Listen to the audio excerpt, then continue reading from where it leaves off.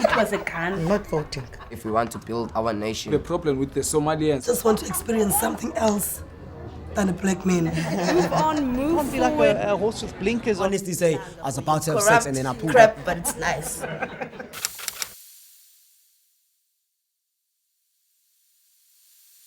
Hi everyone, my name is Bonelo Benson Kunu. I am an African, I am Zulu, and I'm a lawyer by profession. My name is Mulilo Jili. I identify as African, and I'm a project manager for a marketing company.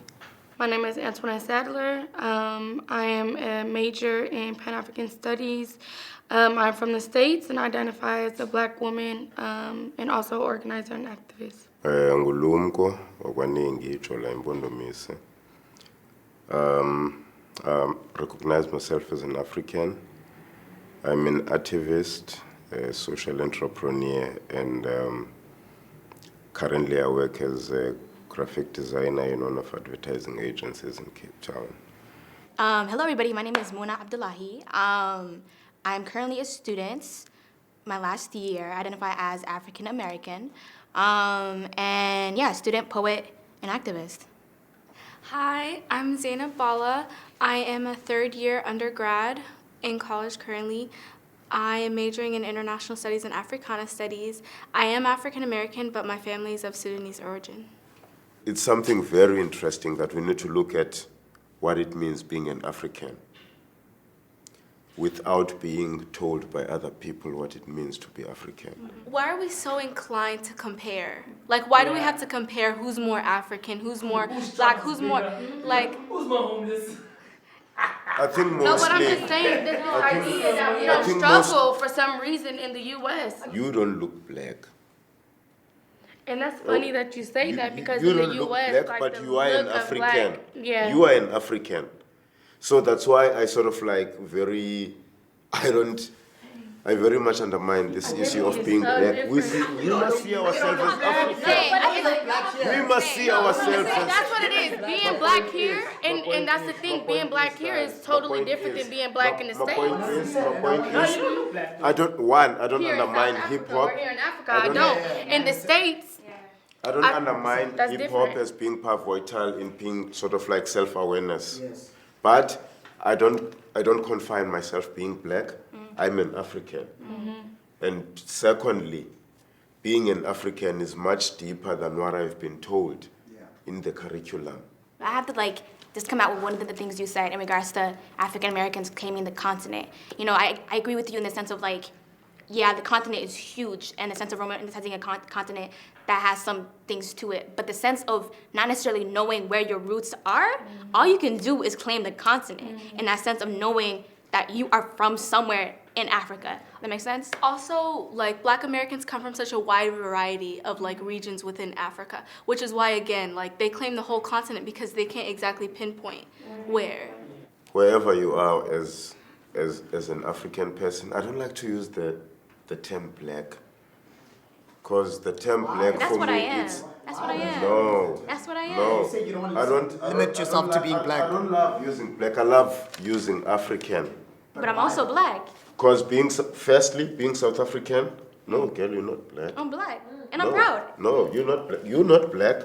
You're not black. I'm black. No, you're not black. I'm black. Okay. That's what I am. That's a conversation. Being black isn't just an identity, it's an experience.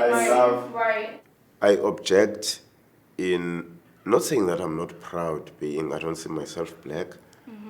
Let me just take back a bit, how do you identify, what is culture? I always most time like to refer to the maybe more simple and more accepted sort of expression like your Oxford Dictionary. At some point because there's a thin line between culture and tribalism. And when I looked at Oxford Dictionary, which is more international, I was very much excited when I read how Oxford Dictionary explained what culture is. What culture is. Culture, that's how it's explained from the version that I learned. It's an intellectual and artistic expression. In the United States, blackness is an umbrella term. Blackness as a skin color, blackness as a culture and blackness as a history, right? So when we use the term black, right, black culture, blacks, like there's a distinction between all three of those. And not just like talking about the skin color, not just talking about, you know, the culture, and not specifically talking about the history, but like different categories in that sense. And the second point I wanted to make is back to the question that was asked, because I feel like we kind of went to a totally different direction.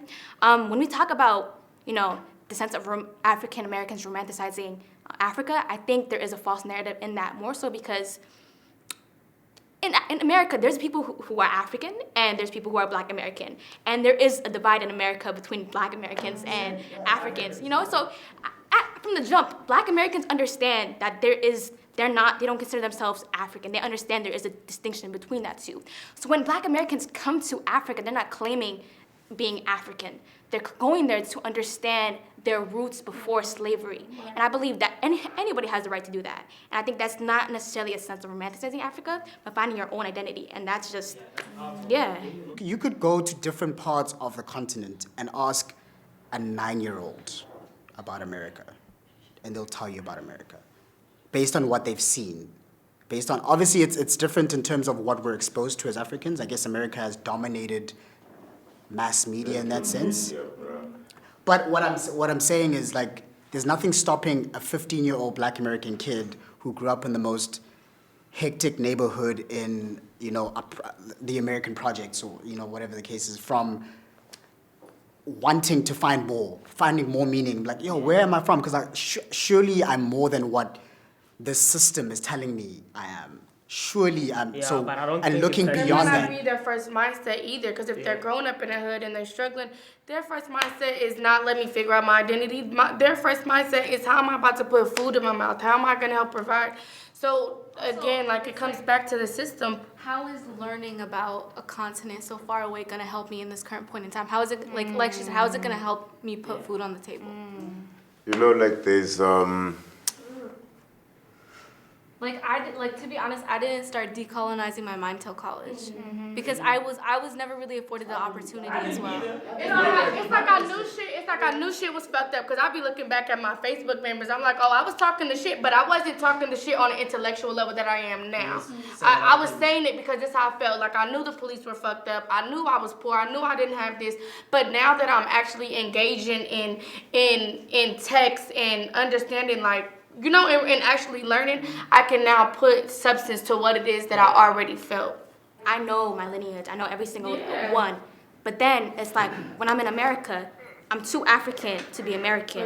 But then when I'm in Africa, when I'm in East Africa, wherever I am that I claim home, I'm too American to be East African, to be Ethiopian, to Somali, whatever that is.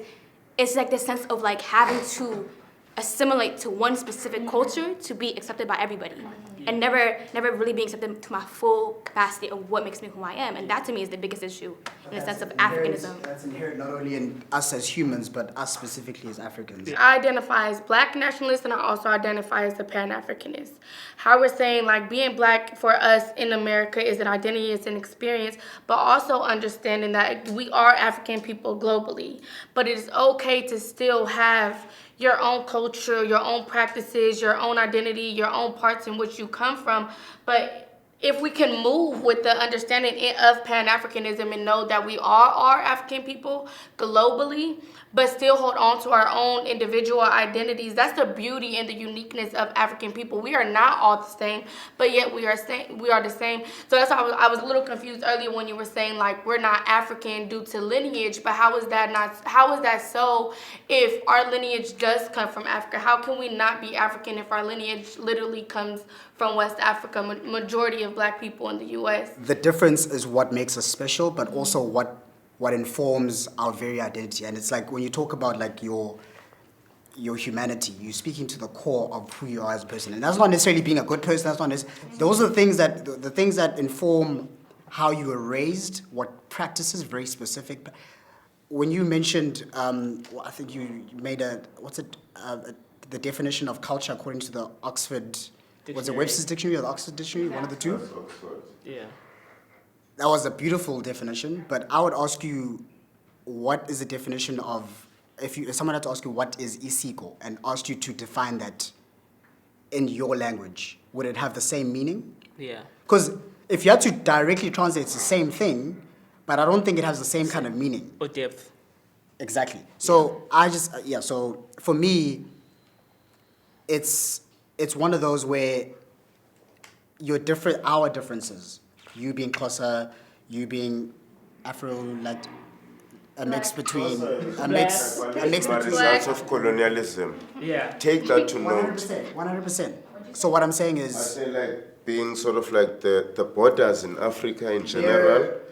And when you come to South Africa, like, whereby you've got 11 like languages. Yeah. There's Xhosa, there's Zulu, there's Tswana. All that tribalism, actually tribalism is a result of colonialism.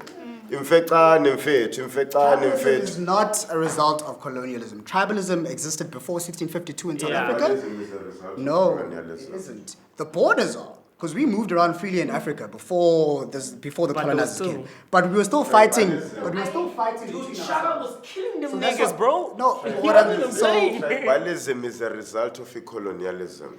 I believe it's both. There's tribalism before colonization, but as colonization happened, what happened was a lot of tribes were pushed in together, and then the Europeans claimed certain tribes together as one whole. And what happened was a lot of languages were lost, and a lot of things were lost as colonization continued. So I agree, there was tribalism before, but there's a lot of things that were lost because of colonization in regards to tribes.